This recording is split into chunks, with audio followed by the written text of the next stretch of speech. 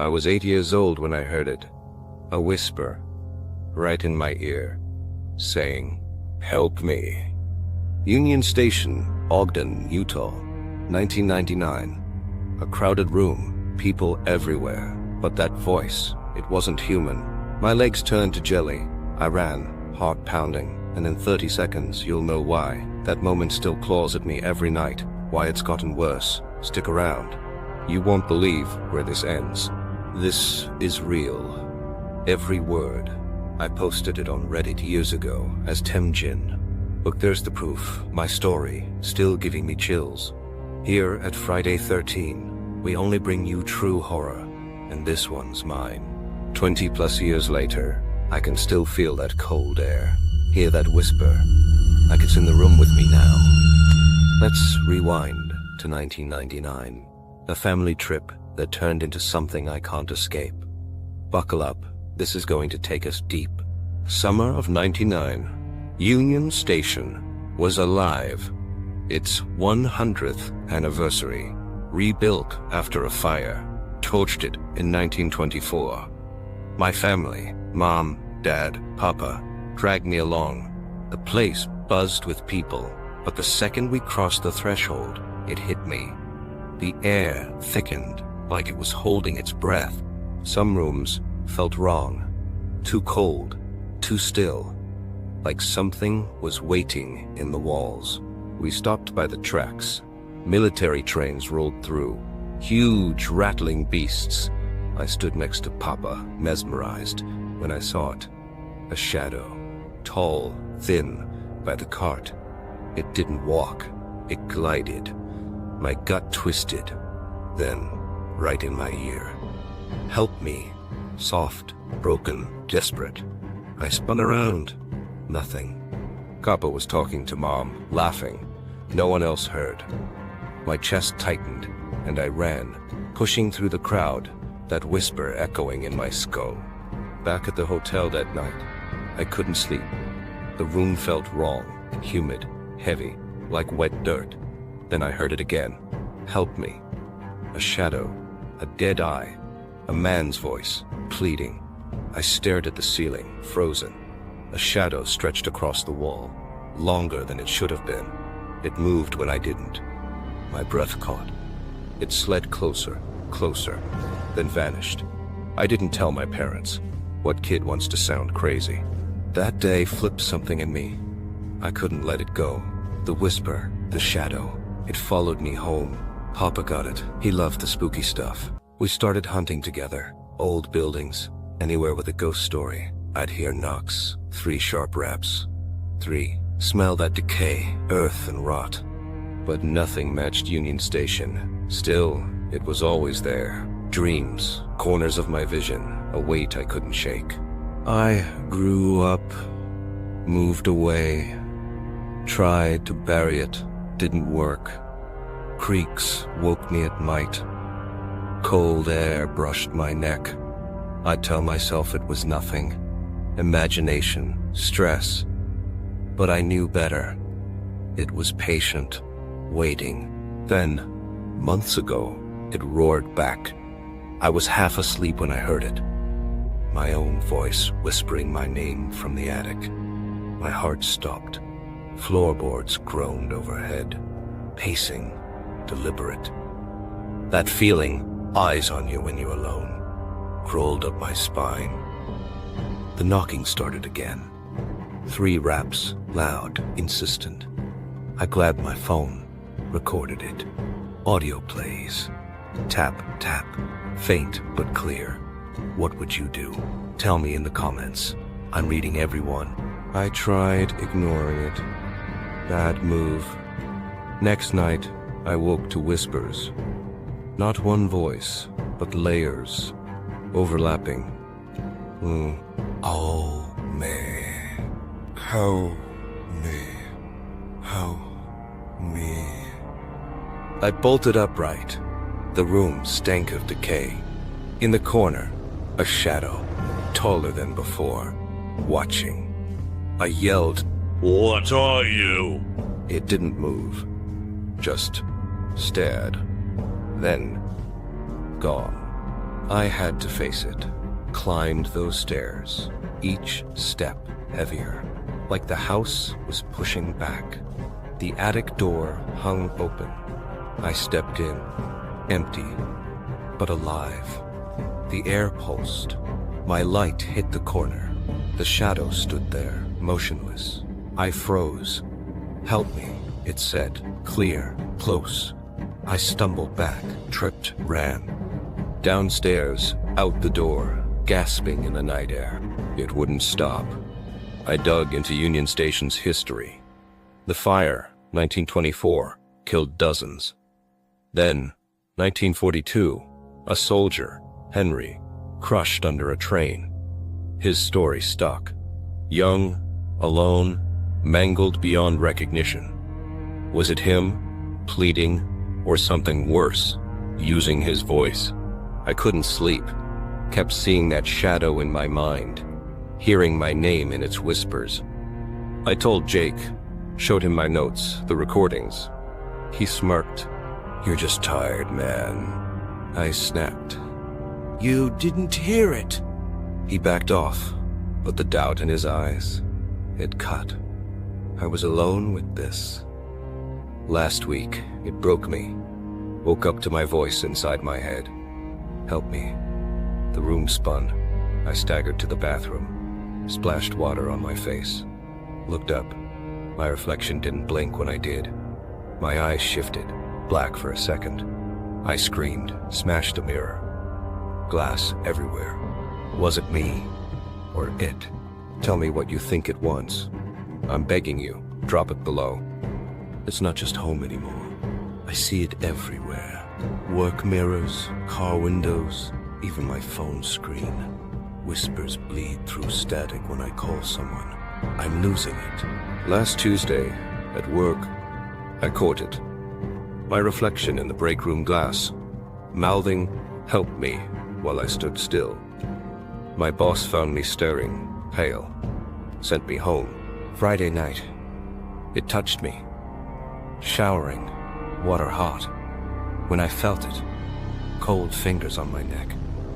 I screamed, slipped, cracked my head on the tile. Woke up hours later, water ice cold, running red from a cut. The mirror was fogged, words scratched in. "Help me now." I moved out the next day. Didn't help. It's in me now. New place, same hell.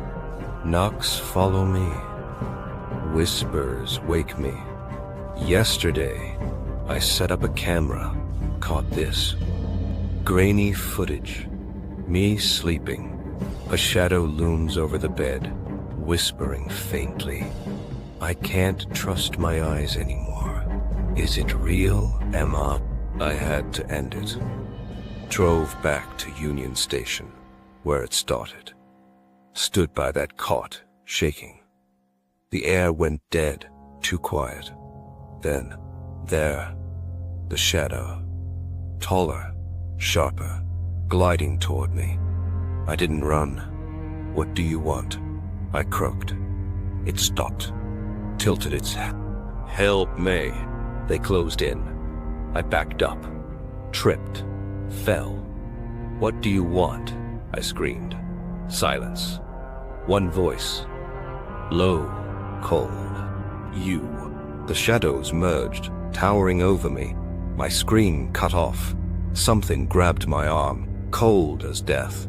I yanked free, ran to the car, drove off. It's not over. Last night, my voice woke me. Not from the room, but my own mouth. I wasn't speaking. That's my story.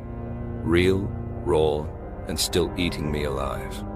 If this gripped you, smash that like button, subscribe, share your own true horror in the comments. The best ones get featured. I need to hear them. Tell me what you do. I'm out of moves. Join our Discord. Links in the bio. Share your story. Next video might be yours. This is Friday 13, signing off. But the shadows, they're not done.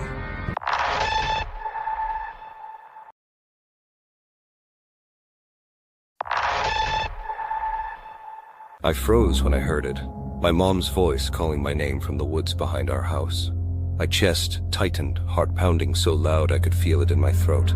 She wasn't home. She couldn't be home. I was alone, or at least, I thought I was. Within seconds, that voice twisted into something unnatural, something I can't unhear. It stuck with me, clawing at my mind ever since. Stay with me. This is real and it's about to get worse. You'll see why I still check the shadows. This isn't fiction. I lived this. I poured it out on Reddit. Right there are true scary stories. You're looking at the proof now, that screenshot behind me. I had to get it out, to tell someone about the nightmare that swallowed me whole. Here at Friday 13, every story is true, pulled straight from the people who survived them. This one's mine. It started years ago, when I was a kid, in a cramped house next to a busy road. Walmart glowing across the street, burger joints buzzing. But behind us, woods. Thick, endless, the kind that eat the daylight. I thought I knew what fear was back then. I was wrong. Let's go back, step by step, into the dark. I'll set the scene. Picture a small house, paint peeling, porch creaking under every step. Traffic hummed day and night. Trucks, cars, life. But those woods, they were a wall of silence. A world apart. I'd explore them with my grandparents. Twisting trails, mossy rocks, the smell of pine so sharp it stung. That day, though, I was alone. Mom was at their place, a few miles off. The house felt hollow without her. Just me, a stack of comics, and a quiet I didn't notice until it broke. I was on the couch, halfway through a Spider-Man issue, when it hit. Hey. My mom's voice, soft but clear, drifting from outside. I jolted up, comic sliding to the floor. My pulse kicked hard. She wasn't due back till dark, hours away. I leaned toward the window, peering out. The road stretched empty. Cars rolling by, headlights cutting the dusk. No one there. Then again, hey, louder, sharper, pulling from the woods. I couldn't move at first. Was she hurt? Lost? My brain scrambled for answers. I yelled, "Mum, you okay?" Nothing. Just the traffic's drone. I grabbed my sneakers, laces still untied, and stumbled to the porch. The air hit me, thick, damp, like stepping into a fog that wasn't there. I called again, "Mum?" My voice cracked. Then, "Hey," softer now, curling from the tree line. I squinted into the shadows. No movement, no birds, just that voice, tugging me closer. I crossed the yard, grass crunching underfoot, my gut twisting tighter with every step. Halfway there, it changed. Hey, it was her voice, but wrong. Too slow, too deep, like it was sinking into itself. I froze. Then it came again, behind me, from the porch. I whipped around. The door hung open, swaying slightly. My breath caught. I sprinted back, slammed it shut, and fumbled the lock, keys clattering to the floor. My hands wouldn't stop shaking. Ever been alone and felt eyes on you? That's when the silence took over, and it was heavier than the voice. The woods went quiet, too quiet. No cars, no wind.